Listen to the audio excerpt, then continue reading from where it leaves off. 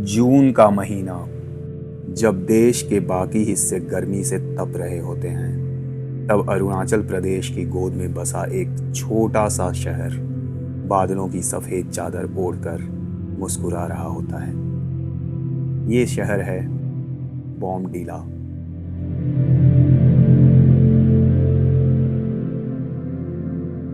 यहाँ न चिलचिलाती धूप है, न शहर का शोर। शहर के सबसे ऊंचे छोर पर पिछले करीब 950 सालों के इतिहास को समेटे खड़ी है एक भव्य मोनेस्ट्री।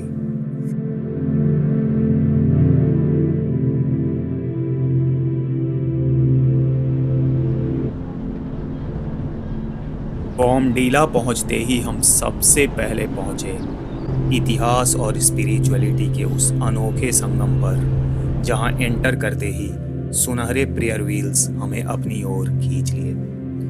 बुद्धिज्म में एक्चुअली ये मान्यता है कि इनको एक बार क्लॉकवाइज डायरेक्शन में घुमाना 1000 मंत्रों के जाप के बराबर होता है। सो गुग्गू के हर एक चक्कर के साथ हवाओं में एक साथ हजारों मंत्र साइलेंटली गूंज रहे थे।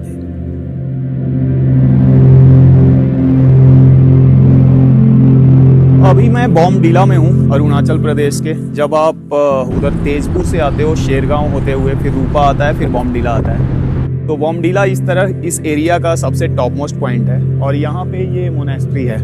ये मोनेस्ट्री एक्चुअली तिब्बतियन आर्किटेक्चर में बनाया गया है। जब ये एरिया तिब्बत का सदर्न पार्ट था तो 1111 में, यानी 1111 ईस्वी में ही इस मोनेस्ट्री को बनाया गया था और उस समय उधर के लामा लोग ही यहाँ रहते थे।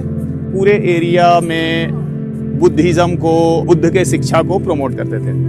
बाद में 1954 में, 1954 में फिर से इसको रिकंस्ट्रक्ट किया गया और पूरा आर्किटेक्चर और पूरी मोनेस्ट्री को बनाया गया। यहाँ का पूरा जो कंस्ट्रक्शन हुआ है, इसमें यहाँ के लोकल लोगों का भी बहुत सपोर्ट है। एक मोन विलेज है यहाँ पे। मोन विलेज के जो मुखिया थे वो इसके पूरे मोनेस्ट्री के कंस्ट्रक्शन में बहुत हेल्प किए थे और साथ में जो बौद्ध लामा थे उन लोगों ने मिलकर इस एरिया को बहुत ही पवित्र बनाया है। ये मोनेस्ट्री इस एरिया का बहुत रेस्पेक्टेबल चीज़ है और बहुत सारे टूरिस्ट यहाँ पे आते हैं। अंदर से मैंने दिखाया है कि ये कितना ग्रैंड है और कार्विंग कितना गोल्डन कलर में यहाँ पे अच्छा किया गया है। तो आप जब भी आओ यहाँ ज़रूर आओ। Thank you. जब हमने मोनेस्ट्री के अंदर कदम रखा तो वक्त जैसे ठहर सा गया। चारों तरफ फैला तिब्बतियन आर्किटेक्चर का वो भव्य रूप और हर कोने में सजी एक एक चीज। यह सिर्फ एक मोनेस्ट्री नहीं, बल्कि सुकून और सलीके की एक ऐसी दुनिया है जो आपको अंदर तक शांत कर देता है।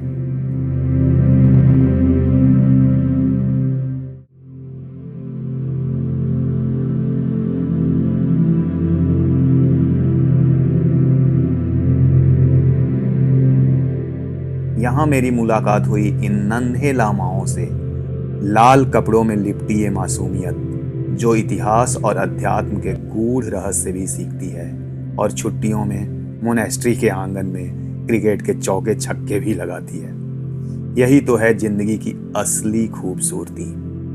शांति और खुशी दोनों एक ही साथ। लेकिन सफर अभी थमा नहीं था। बॉमडिला से डिरैंग की तरफ बढ़ते हुए रास्ते जितने खूबसूरत हैं, उतने ही घुमावदार। हमने मुख्य हाईवे को एक जगह पर अलविदा कहा और गाड़ी मोड़ दी एक सकरी अनजान सी सिंगल लेन सड़क की ओर।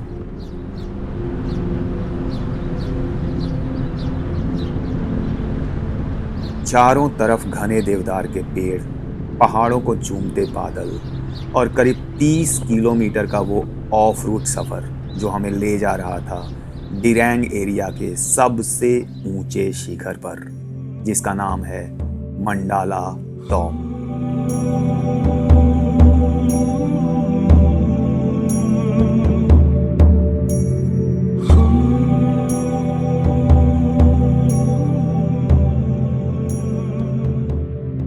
जब हम वहां पहुंचे तो सामने जो मंजर था कुछ पलों के लिए हमारी सांसें रोक दी।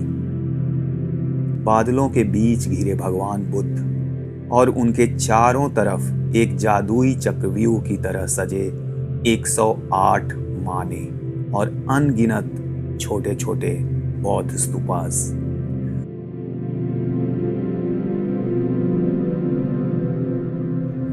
मंडाला टॉप पर मेरे साथ कुछ ऐसा हुआ जिसने मुझे नारकंडा के हाटू माता टेम्पल में मिले पंडित जी की याद दिला दी और इस जगह के हाई एनर्जी लेवल का एहसास भी करा दिया। इस वीडियो में बहुत डिटेल में मैं शेयर करूंगा हर एक बात, सो दैट आप जब भी किसी ऐसी जगह पर जाते हो तो किन बेसिक चीजों का बहुत ध्यान रखना चाहिए। ये जगह कुदरत और आस्था का वो संगम है जिसे शब्दों में समझा पाना थोड़ा मुश्किल है।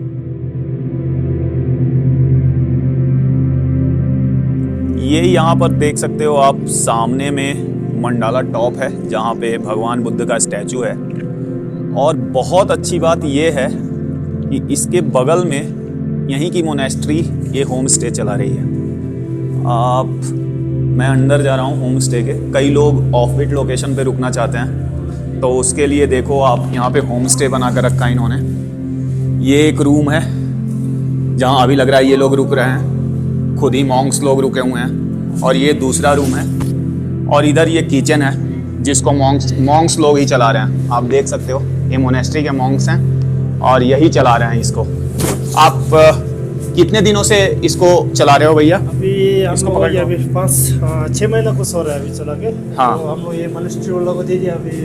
अच्छा। बस्ती वाला दे रहा था। अच्छा। कोई देखभाल करने वाला नहीं है बोल के। हाँ। तो हम लोग इधर से मोनेस्ट्री है इधर नीचे फुटुंग में। हाँ, फुटुंग में। फुटुंग यहाँ से 25 किलोमीटर दूर है ना? 25 किलोमीटर जाना पड़ेगा। 12 किलोमीटर हम लोग को मोनेस्ट्री तक 12 किलोमीटर 12 किलोमीटर है। अच्छा। 12 किलोमीटर के बाद हम लोग मोनेस्ट्री आ जाएगा। तो ये पूरा अभी दुकान होटल पूरा सब आप है। तो कोई भी आप यहाँ आकर रुक सकते हो। मैंने देखा बहुत नीट एंड क्लीन है और ये लोग बहुत अच्छा मेंटेन कर रहे हैं। अभी चाय भी पिया है मैंने और हमारी मैगी मॉन्क जो हैं वो बना रहे हैं। मैगी बन रही है। हम लोग इधर पूरा अवेलेबल है, चाय कॉफी मैगी सब मिल जाता है। में भेजने वाला लोग को सब मिल। अच्छा। थैंक यू बहुत बहुत थैंक यू। कुछ ही देर में मेरी दूसरी चाय और पहली मैगी आ गई। इसलिए इस भयानक से ठंड में चुपचाप शांति से मैं बुद्धा स्टैचू के सामने वाली खिड़की पे बैठकर खाने लगा। बातों बातों में एक बहुत ही इम्पोर्टेंट बात तो बताना रह ही गया। एक्चुअली कुछ जगहों की एनर्जी लेवल बहुत हाई होती है और ये इतनी हाई होती है कि आपके लिए भारी पड़ सकता है। नारकंडा में एक हाटू माता मंदिर है। वहाँ पर पंडित जी ने मुझे चेताया था कि यहाँ पर एक बहुत एक्सपेंसिव ड्रोन ब्लास्ट हो चुका है, इसलिए मैं वहाँ ड्रोन उस प्रेमाइसेस में बिल्कुल नहीं उड़ाया। लेकिन अरुणाचल के मंडाला टॉप पर मुझे कोई भी रोकने वाला नहीं था और जैसे ही मैंने माने एरिया में लॉर्ड बुद्धा के स्टैचू का क्लोजअप शॉट लेने के लिए ड्रोन उड़ाया, महज 10 मीटर या 15 मीटर की हाइट पर ही वो पागलों की तरह शेक करने लगा। मुझे तो ऐसा लगा जैसे आज ये ड्रोन तो गया। मेरे हाथ कांप रहे थे पर किसी तरह बहुत धीरे से, बहुत संभालते हुए मैंने माने के बीच में इसे अपने हाथों पर लैंड कराया। और इन सब का लर्निंग बस इतना ही है कि हर जगह का एक स्पिरिचुअल एनर्जी होता है। मंडाला टॉप के माने एरिया का भी शायद कोई हाई एनर्जी लेवल रहा होगा। वहाँ जाने से पहले मॉन्क से जरूर बात करें और लोकल बिलीव्स का हमेशा रिस्पेक्ट करते हुए एक्ट करें।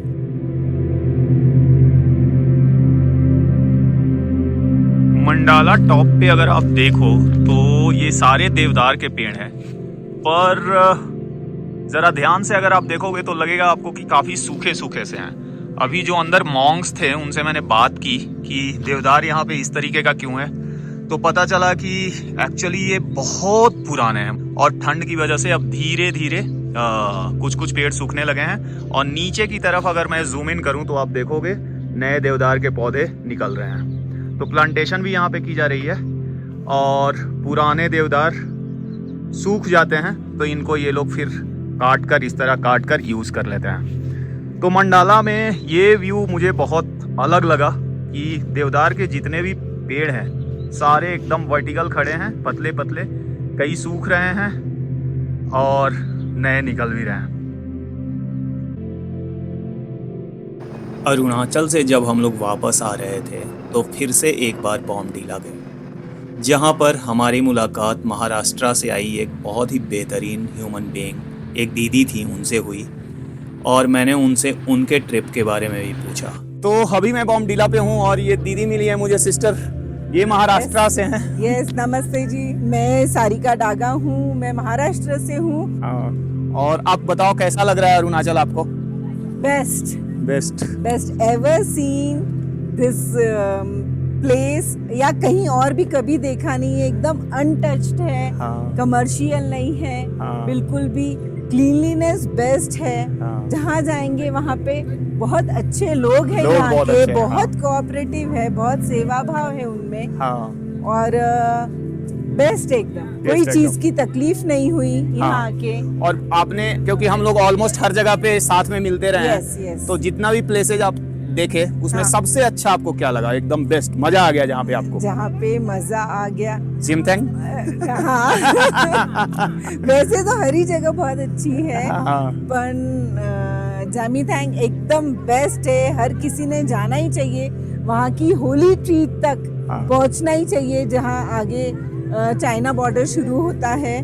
और स्पेशली यहाँ पे जो काम किया है इंडियन गवर्नमेंट के साथ में, हैट्स ऑफ, इंडियन आर्मी ने उसको हैट्स ऑफ है। सेला पास देख के बहुत मजा आ गया, सेला टनल देख के कि 13,000 स्क्वायर फीट ऊपर इतना सुंदर टनल बनाया है और लोगों की सेफ्टी का ध्यान रखा गया है, ईज का ध्यान रखा गया है, बहुत बेस्ट है। एक चीज मैं ऐड करना चाहूंगा, जो जिमथैंग दीदी बता रही हैं, वहीं से दलाई लामा एंटर किए थे इंडिया में, और जो ये ट्री बताई होली ट्री, वहाँ पे उन्होंने गाड़ा था अपना स्टिक, और उसी वो आज पेड़ है।